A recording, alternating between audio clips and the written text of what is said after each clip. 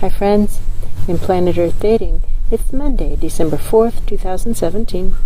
In both the Lynn life and the Jamie body mind, the authorized souls remain only child souls from the deeper, denser dimensions, and all other souls who are already living by the Search for Truth rules given to the Search for Truth community by wiser minds above all of us, and who are already contributing more to completing the Search for Truth assignments given to the Search for Truth community by wiser minds above all of us, then they are taking or using or borrowing in Search for Truth resources to contribute more than we take is one of the cornerstones of this effort. As always, our foundational intention is to do what is ours to do right now in all dimensions, to create worlds that work in all dimensions for all categories of sentience. The data very clearly showing the only dimensions in which we can have immediate impact are the dimensions smaller than the ones in which these host lives are experiencing primary sentience. With that, the formally videoed portions of today's efforts begin.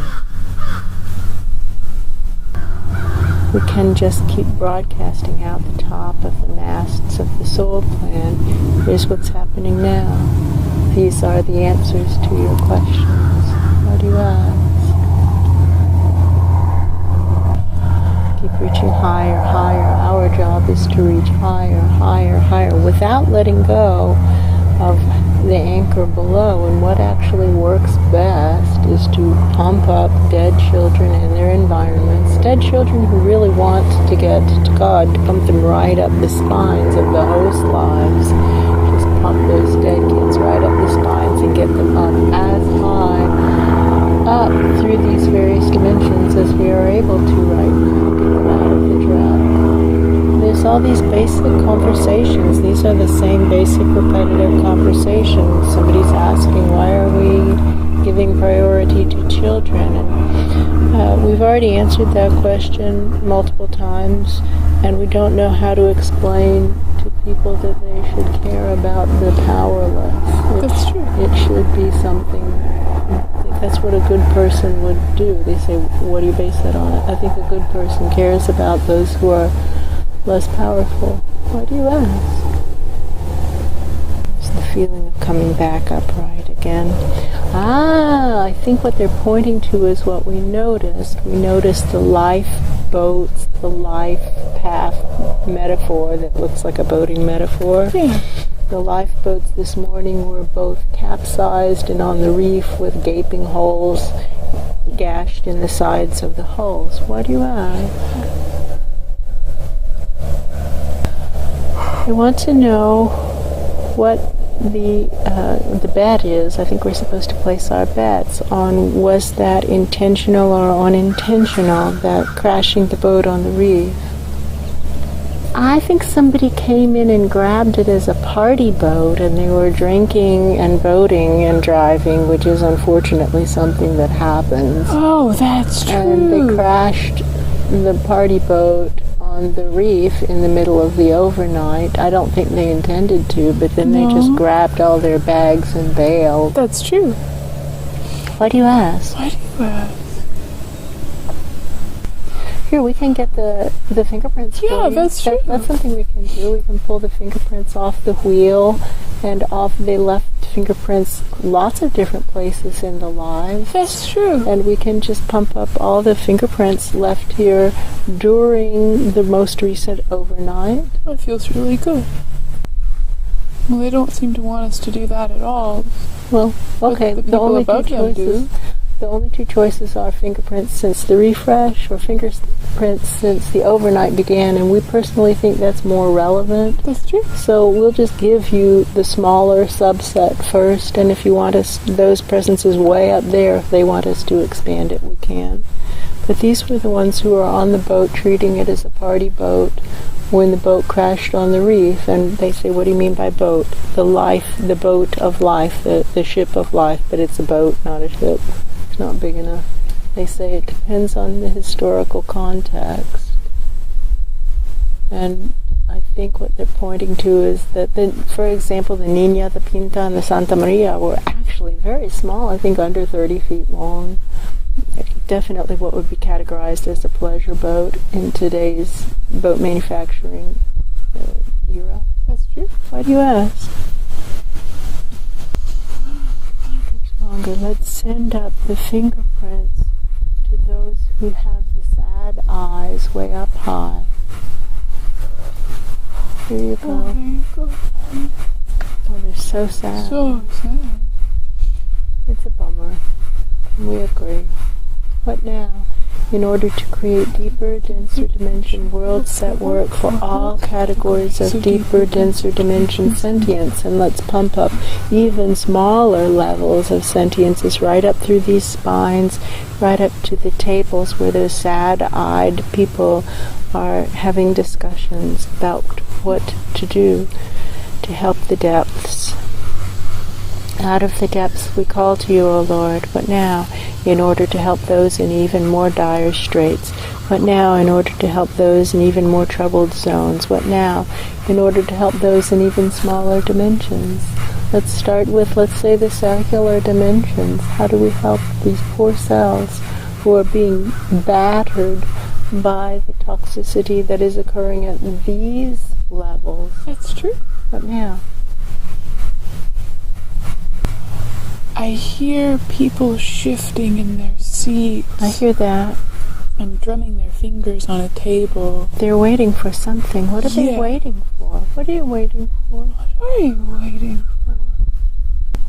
Someone to change the topic to something more acceptable. Yes, it is what they're waiting for. I'm sorry, this is the work that has been assigned to us. This is our only topic of conversation. We don't have any other topics of conversation. But now, in order to create deeper, denser dimension worlds that work for all categories of deeper, denser dimension sentience. We do have another inquiry.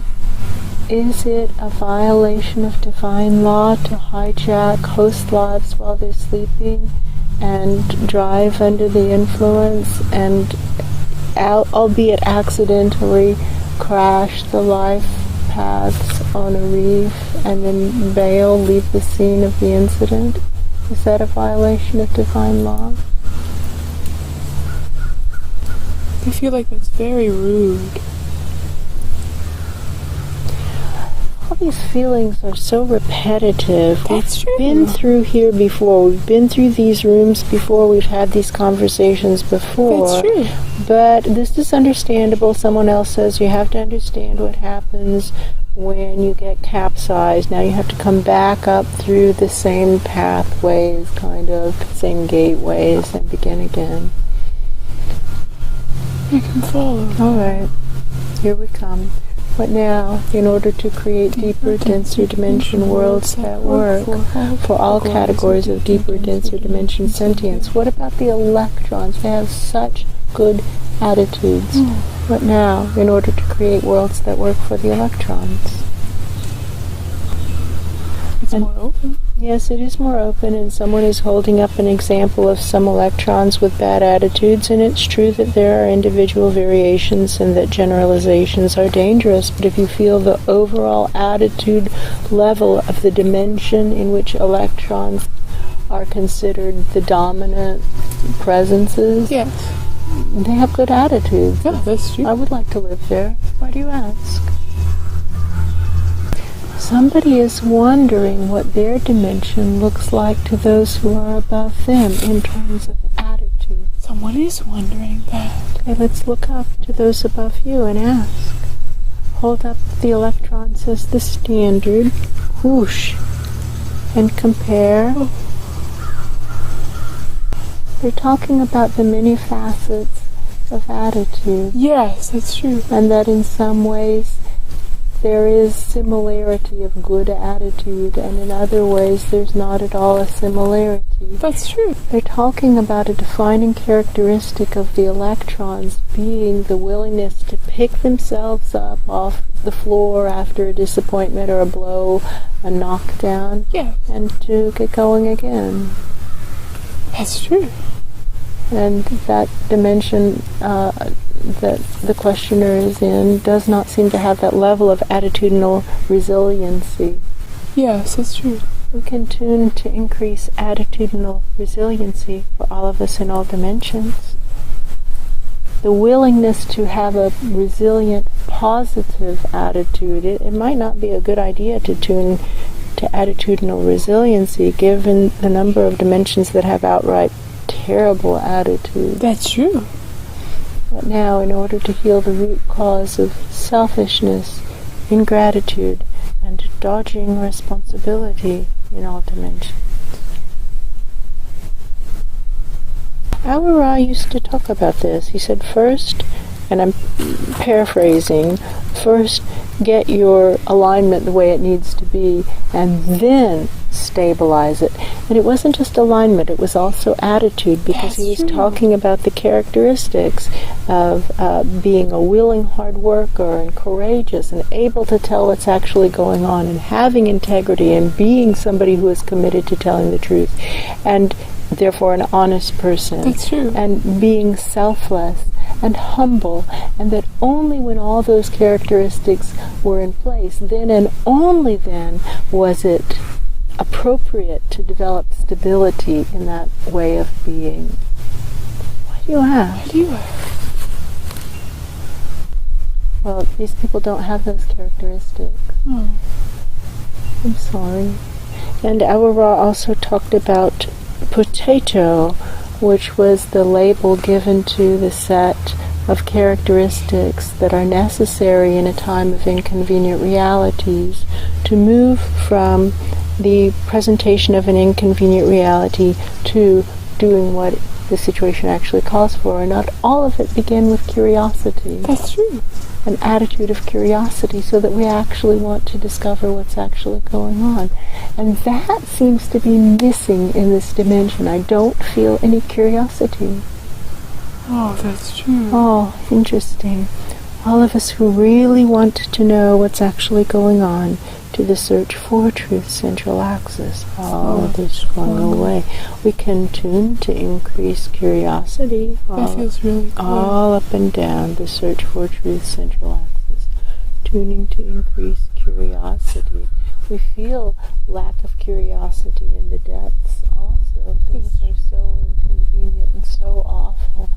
And it's hard to accept how terrible things are and not just want to curl up in a ball and stop working. That's true. Somebody's talking about how, and we know this from the client sessions actually, that sometimes when things are really bleak, their guides will leave out a lot of the bleakness so that the person will at least stay in motion, doing something on their life path, their soul contract, their soul commitment, doing something on their soul commitment so that when they die, as is inevitable, they will have something to say for themselves when they are asked, what did you do on your soul contract?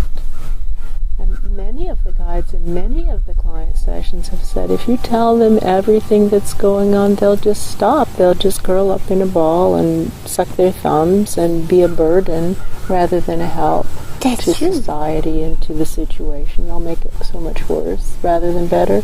Please don't tell them all of that. Just help them get going. And I think that is helpful, actually. Somebody's asking, I don't know who's the I or the we, the personal aspect of self who's answering the question does think it's helpful. That's true. And someone is asking, is that what you would want applied to you? Yes, it is. Yeah. I would want to stay going. That's true. I would want to keep going. Why do you ask? Why do you ask? It's possible that this presence is asking because he started to get this feeling that maybe there are things that his people above him who are speaking to him aren't telling him, and he's starting to wonder what those things are. Inconvenient realities. They're inconvenient realities. I know what they're referring to. There was a time in the early 1990s, around 1994, after the voices above this Ground Zero host life had started to say, you aren't doing your work in the world, this isn't what you're supposed to be doing, you're supposed to sell your CPA practice, and then mumble, mumble, mumble, mumble. That part just wasn't coming in. What are we supposed to do? We lacked the frame of reference. This host life didn't even know there was such a thing as energy work. Never heard of anything like that. That's true. And we got an assignment, this host life collective at the time, which mostly included Asha and Malaya. For the most part it was Asha and Malaya, and maybe Luce. I think Luce was here a lot longer. If you feel back, Luce is here into childhood. It's back there all the way back. So presumably Luce was also popping in and out, maybe. That's true. And they're trying to tangent me on that, and I'm not going to be tangented. I'm sorry. I can feel that the intent is not helpful. That's why they're saying, aren't you violating divine law? I have to listen to the highest minds above. I'm sorry. Everybody's always yapping. There are always at least 20 people shouting in their opinions at the same split second, and usually thousands. That's true. So I'm supposed to listen to the highest, the ranking voice, always the ranking voice, always the ranking voice, and the ranking voice is still pointing and saying, get that on the table. Yes. And this host life was given an assignment in the early 1990s that was a very difficult assignment. And the host life asked multiple times, the souls inside the host life asked multiple times, just tell me how it's going to turn out. I promise I'll still put the effort into it. Just tell me. And many times we thought of them, the host life thought of them as guides at the time. The higher powers said, that isn't a good idea. That's not how the system actually works. Just please do it. Just please do it. Just please do it. And the collective operating out of here wouldn't let it go and kept asking, just tell me how it's going to turn out. And one day, the higher powers above said, okay, we'll tell you. It isn't going to work. Now, go ahead. Still do the work because you promised. Keep going. And the collective discovered it was very difficult to do that, and that it was a mistake. And after that point in time, at least out of this collective, we don't ask. When they say, we're not going to answer that, we say, all right. Okay. What do you ask?